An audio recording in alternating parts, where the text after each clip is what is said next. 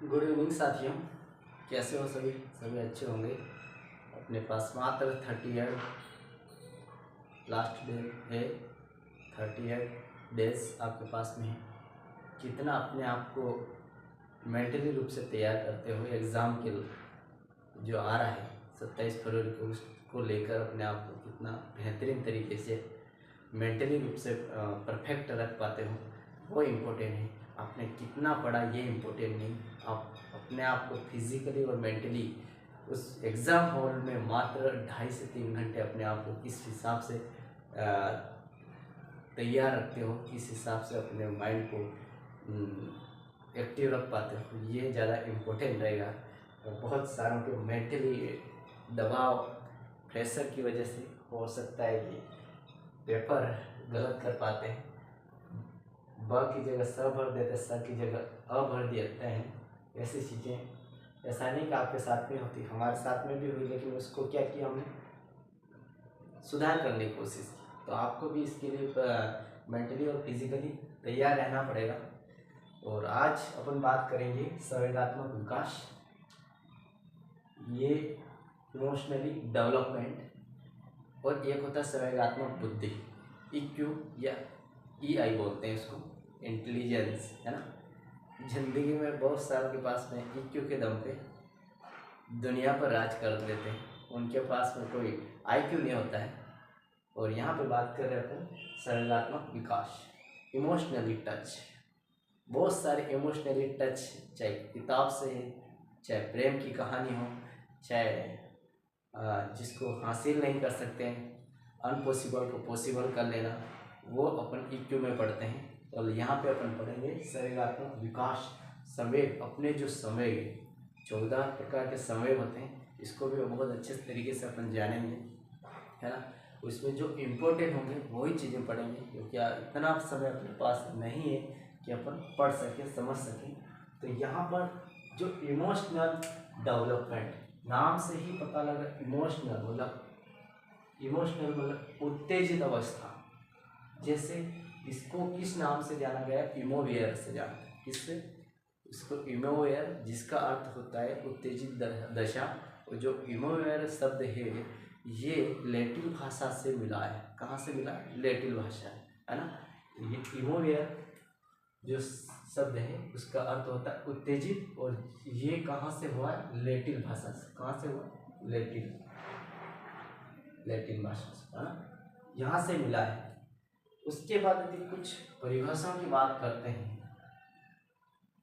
तो उसमें वुडवर्थ और जर्सिल की परिभाषा बहुत ज़्यादा इम्पोर्टेंट है। बाकी पढ़ने में मैं पूरा पढ़ा सकता हूँ, लेकिन इतना टाइम नहीं है अपने को करना स्मार्ट स्टडी। ये वीडियो आपको बेहतरीन लगे तो अपने दोस्तों में ज़्यादा से ज़्यादा शेयर कर लें, ताकि मुझे भी मोटिवेशन मिले, हाँ मेरे वीडियो को देख रहा है, ताकि मैं अच्छे से काम कर पाऊँ, है ना। तो यहाँ पर अपन बात करेंगे कि वुडवर्थ ने इसके बारे में क्या कहा। वुडवर्थ ने बोला, संवेग व्यक्ति की उत्तेजित दशा, इमोशनली कोई ऐसी परिस्थिति आ गई, उस समय अपने आप को किस हिसाब से संभाल पाना, ये है इमोशनली। जैसे आज किसी के प्रेम की कहानी है, उस प्रेम की कहानी में अचानक किसी ने धोखा दे दिया, चाहे मम्मी पापा हो, चाहे यार दोस्त हो, चाहे गर्लफ्रेंड हो, चाहे बॉयफ्रेंड हो, या किसी प्रकृति का कोई ऐसा स्थान जहाँ को अपने को छोड़ना पड़ रहा है, तो उस समय अपने आप को किस हिसाब से तैयार कर पाना, उस हिसाब से अपने आप को कैसे संभाल पाना, ये है इमोशनल, है ना। तो ये कह रहा है कि संवेग व्यक्ति की उत्तेजित दशा है। उस प्रकार जो संवेग आते हैं, जैसे कभी प्रेम आ गया, कभी क्रोध आ गया, कभी ईर्ष्या आ गई, ये चीज़ें आती हैं। उस समय अपनी बॉडी को कैसे मेंटेन करते हैं, उस समय अपने मेंटली रूप से अपने आप को किस हिसाब से रख पाते हैं, ये है उत्तेजित दशा, है ना। तो और आपको समझ में आ चुका होगा, इसके ऊपर ज़्यादा अब डिस्कशन नहीं करेंगे। मैंने जहाँ तो पूरी संभावना है कि मैंने कोशिश की है कि आपको समझाने, तो आपको समझ में आ गया होगा कि वुडवर्थ ने बोला है कि व्यक्ति की उत्तेजित दशा, है ना, संवेग, जिस समय जैसे क्रोध आया, उस समय व्यक्ति की उत्तेजित दशा कैसी रहती है, प्रेम होता है, क्रोध होता है, ईर्ष्या होती है, वो जर्शिल जो बोलता है वो बोलता है कि जब आवेग आते हैं, जब प्रेम का आवेग आया, क्रोध आया, ईर्ष्या आई, उस समय व्यक्ति भड़क जाता है। उस समय क्या हो जाता है, आसपास अपन देखते हैं कई बार कि जैसे लड़ाई झगड़े होते हैं, उस लड़ाई झगड़े में किसी को आवेग इतना आवेग भयंकर आवेश पैदा होता है, उस आवेग में क्या ना क्या बोल देता है, किसी को पहचान नहीं पाता है कि ये मेरा भाई था या मेरा दोस्त था या कोई फैमिली का कोई रिश्तेदार था। वो उस समय अपने आप को संभाल नहीं पाता और वो अपने आप को भड़क पा जाता, मुझे ऐसा कैसा बोला गया, किसने बोला, उसको पकड़ के लाओ, ये करो वो करो, मतलब उन चीज़ों को क्या फंसता चला जाता है। बेहतरीन व्यक्ति वही है कि इन चीज़ों से दूर रहे, साइलेंट तरीके से बैठने का काम करेगा, है ना। ये चीज़ें रहती, उस व्यक्ति को स्मार्ट व्यक्ति कहते हैं, शानदार व्यक्ति कहते हैं कि वास्तव में अपने आप को उस समय मेंटली रूप से किस हिसाब से रखता है, ये बोलता है जर्शिल, है ना। अब संवेग, है ना, संवेग देखो पॉजिटिव भी हो सकते हैं, नेगेटिव भी हो सकते हैं। आपको पता है कि संवेग किसी प्रकार के हो सकते हैं। पॉजिटिव यदि प्रेम में ले लिया तो पॉजिटिव है, यदि इसको कोई और डायरेक्शन डर भय ले लिया तो नेगेटिव है। तो यहाँ पर कई बार क्वेश्चन आ जाता है कि प्रेम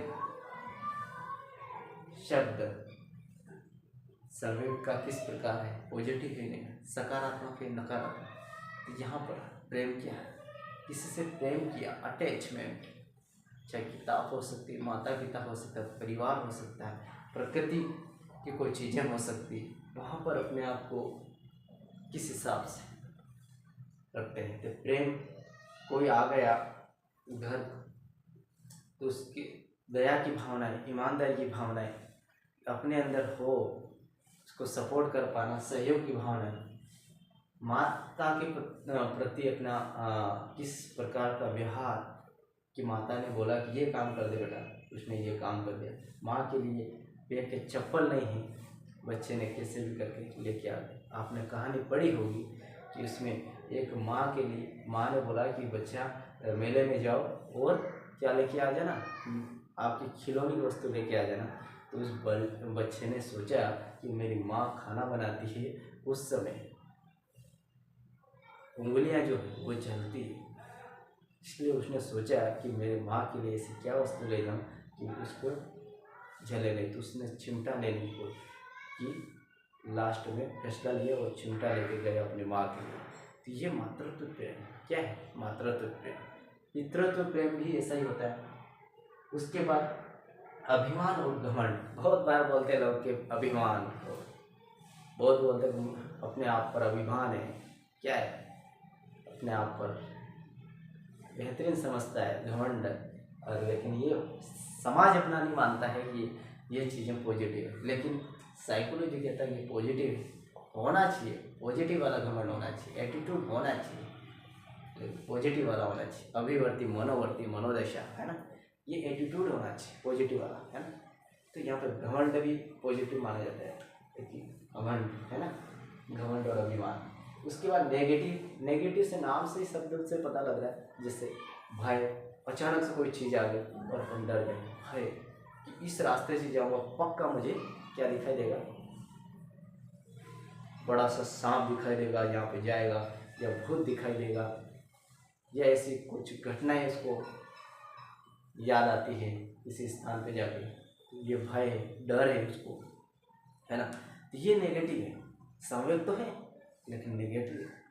उसके बाद क्रोध आ गया किसी सामने, किसी व्यक्ति को देखकर कि कोई ऐसी बात हो गई और उसमें क्रोध में 2-4 मार डाले, घर वाले सहन कर लेंगे लेकिन दोस्त उसका ये कर। बिहार का एक मुख्यमंत्री था जिन्होंने मंच पर भाषण दे रहे थे, उस समय क्या हुआ, किसी व्यक्ति ने आकर 2 चांटे रख दिए, उस बंदे ने उसको चाहता तो ऐसी धूल चटाता उस व्यक्ति को कि जिंदगी भर जेल की ताड़ियों से बाहर नहीं निकलता।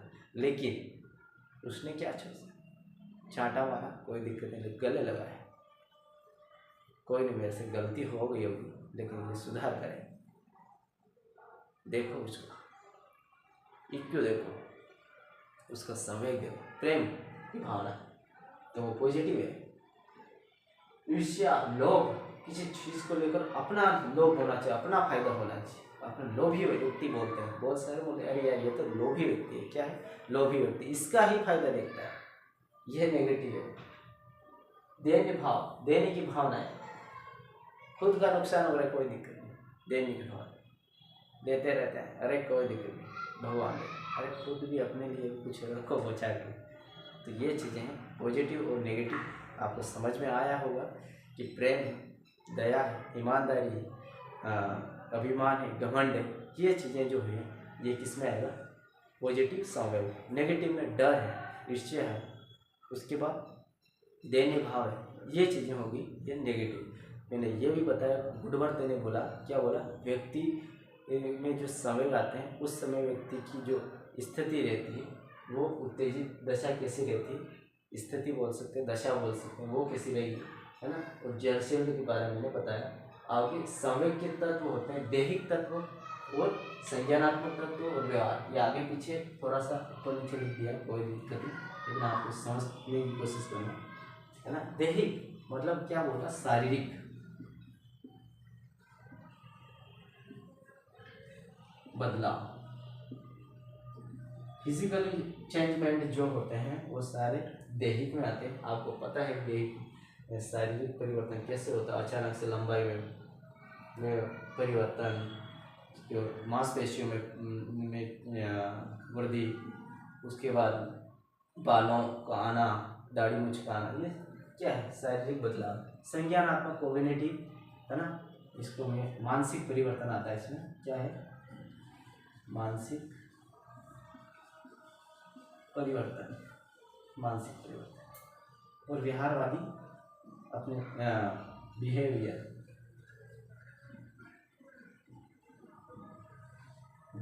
है ना, अपने व्यवहार में परिवर्तन कैसा रहता है, ये चीज़ें। तो यहाँ तक आपको क्लियर हो चुका होगा। आगे बात करेंगे शैशवावस्था, बाल्यावस्था और किशोरावस्था और इसके प्रभावित करने वाले कारक।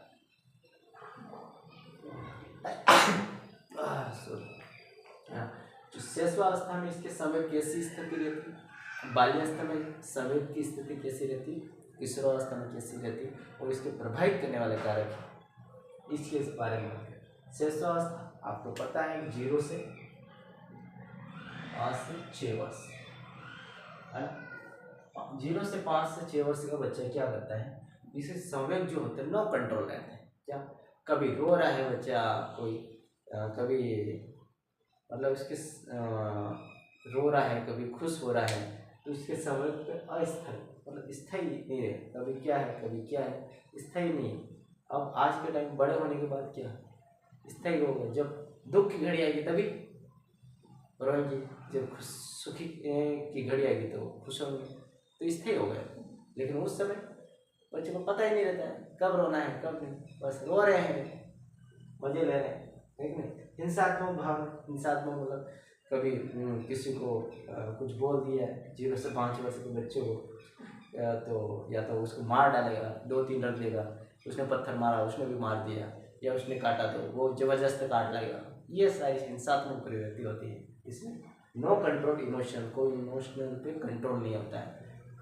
रो रहा है कोई, क्या कर रहा है, ये कंट्रोल नहीं रहता है। शुरुआत में फर्स्ट बार जो समय होते हैं वो कि मतलब धीरे, उसके बाद में धीरे धीरे कम हो जाते। पहले शुरुआत में अचानक से रोएगा, जोर से रोएगा, क्या होगा, अचानक से जोर से रोएगा, हंसरा जोर से हंसेगा, उसके बाद धीरे धीरे धीरे धीरे कम है। क्योंकि फर्स्ट में जो मम्मी उसको छोड़ के चली गई दूध पिला के, तो अचानक से बहुत ज़ोर से बढ़ेगा, रोते रोते रोते थकने के बाद क्या करेगा, उसके समय क्या हो जाएगा, कम हो जाएगा, है ना। ये चीज़ें उसके बाद बाल्य अवस्था में समय की स्थिति क्या रहती है? 6 से 12 वर्ष का बच्चा बाल्य अवस्था में है ना, उसमें समय की स्थिति कंट्रोल में आ जाती है ना, इसमें स्थिरता आ जाती है, स्पष्ट हो जाता है, क्लियरिटी कि मुझे क्या चीज़ करनी चाहिए क्या नहीं करनी चाहिए, ये स्पष्टता, कंट्रोल आ जाता है, आदर, देशभक्ति, आदर का भाव आ जाता है। क्या आ जाता है? आदर का भाव, कि आदर, कोई व्यक्ति आ गया तो उसका पेट छुएगा। और बड़े लोग जैसे ही बड़े हो जाते हैं किशोरावस्था में, कि सर नमस्ते, ऐसे मतलब बड़े हो गए, वो नहीं कि मतलब उसको, तो बड़े होने के बाद क्या है कि ये पैर को भी टच नहीं करेगा, क्या करेगा? ऐसे। अरे बड़े लोग खाली दिखावा कर रहे हैं, क्या कर रहे हैं? दिखावा। लेकिन यदि वास्तव में माना जाए, 1 से 5वीं के बच्चे हम भी स्कूल में पढ़ाते हैं, तो बड़े हम जैसे स्कूल में एंट्री मारते हैं, sir good morning, sir good morning, good morning, मतलब पैर पकड़ लेते हैं। हाँ, हमारे को इतना प्राउड फील होता है कि वास्तव में यार जिंदगी ये है, इससे बढ़कर कुछ नहीं है। फिर हमारे को लगता है नहीं, हमें पढ़ाना चाहिए बच्चों, यदि नहीं पढ़ाएंगे ऊपर वाला देख रहे हैं, चाहे उसको ईमानदारी से 1 घंटा 2 घंटा पढ़ा, लेकिन पढ़ा। तो ये चीज़ जैसे बड़े होने के बाद तो सर दिखाओ, और फिर धीरे धीरे वो भी खत्म हो जाती है। जितने जैसे एज बढ़ती जाती है, उसका मतलब बिल्कुल ख़त्म हो जाता है आदरता का, है ना। तो यहाँ पे बाल्यावस्था में अच्छा रहता है, देशभक्ति की भावना रहती है बच्चों कि बताओ 26 जनवरी आ रही है, 15 अगस्त आ रही है, अपने देशभक्ति के लिए गीत का आगे आ जाएगा बच्चा। उसको क्या ये बोलेंगे कि क्रिकेट में कोई वॉलीबॉल, फुटबॉल, सिंगर, इस चीज़ों में आगे आ जाता है, देशभक्ति की भावना। कहाँ पे अपने देश की सीमाओं पर, बॉर्डर पे जाके सुरक्षा के लिए उसकी कि नहीं मुझे बनना है, ये चीज़ें सबसे ज़्यादा किशोरावस्था में आती है। लेकिन यहाँ पे हल्का फुल्का देशभक्ति की भावनाएं रहती है, उसको आत्मसम्मान, खुद का सम्मान, है ना, सम्मान करना जानता है। शिक्षक और विद्यालय सर्वाधिक प्रभावित करते हैं इस बच्चे को बाल्यावस्था में। यदि अच्छा वातावरण मिल गया तो वो शानदार बन जाएगा, अन्यथा विनाश। कौन बोलता है? पेडागोगी, है ना। ये सारी चीज़ें अगर बाल्यावस्था में पढ़ी, इसकी जस्ट अपोजिट है। और किशोरावस्था में वापिस क्या आ रहे हैं, यहाँ पे विद्रोह की प्रवृत्ति, सेक्स की प्रवृत्ति सबसे ज़्यादा मिलने का कोशिश में रहता है बच्चा। मतलब गर्लफ्रेंड बॉयफ्रेंड से मिलना, ये सारी चीज़ें बहुत ज़्यादा होती है। अटैचमेंट, प्रेम की भावनाएं माता पिता से हो सकती है, किताबों से हो सकती है, ये चीज़ें होती। समय को भी इमोशनली बहुत अस्थिरता होती है, उसके लाइफ में यदि ऐसी चीज़ें आती हैं तो उसको या तो सुसाइड कर जाएगा, मर जाएगा। ऐसे लोग होते हैं, क्योंकि ये ज़िंदगी में अधूरे व्यक्ति होते हैं। क्या होता है? अधूरे, समझ नहीं पाते अपने आप कि ज़िंदगी इसलिए थोड़ी मिली, ज़िंदगी में कुछ करने के लिए मिली। मानते हैं प्रेम होगा है, बहुत अच्छी बात, लेकिन बहुत सारे IAS और में से कुछ IAS बोलते हैं कि हमने गर्लफ्रेंड का रोल रहा है सफलता में, ये रहता है, क्या दिक्कत? तो देखो, उसको प्रेम को सही डायरेक्शन में ले जाओ। उसी जंजाल में आप फंस गए तो आपकी ज़िंदगी बर्बाद है, उसकी भी बर्बाद है। लेकिन सही डायरेक्शन में ले गए अपने आप को, तो मैं समझता हूँ बहुत अच्छा है, प्यारा। लेकिन इसको पॉजिटिव लेना चाहिए। विरोधी मनोदशा इसकी जो होती है विरोधी होती है। कभी 5 मिनट उसी से बात कर ली, वो कोई कहीं और बिजी चलने लगी तो उसके अंदर क्रोध आ जाएगा, ईर्ष्या का भावना, नफरत, लड़ाई झगड़ा होना, ये अस्थिरता रहती है। सुख और दुख अमूर्त संवेग रहते हैं इसमें, सुख और दुख, है ना, ये रहते हैं। तो आपको समझ में आ गया है शिशुअवस्था, बाल्यावस्था और किशोरावस्था। और शिशुअवस्था में वहाँ पे नॉन कंट्रोल होते हैं सारे, उसके बाद कंट्रोल हो जाते हैं बाल्यावस्था में। यहाँ पे फिर वापिस नॉन कंट्रोल हो जाते हैं।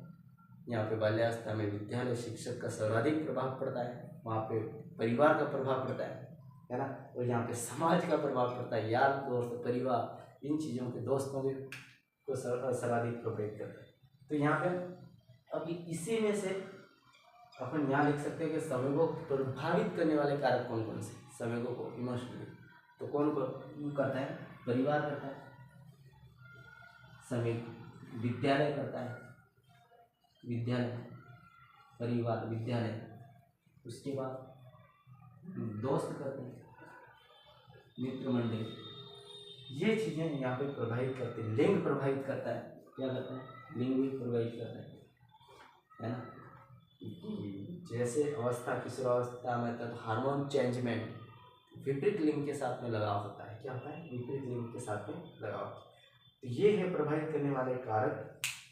किशोरावस्था में अपनों ने पढ़ा, बाल्यावस्था, शिशुअवस्था, मूढ़वर्त और जर्शियन ने क्या बोला, इसको सभी दो प्रकार के होते हैं, पॉजिटिव और नेगेटिव, दोनों में डिफरेंस, प्रेम, दया, है ना, ये चीज़ें पॉजिटिव में आ जाएगी, है ना।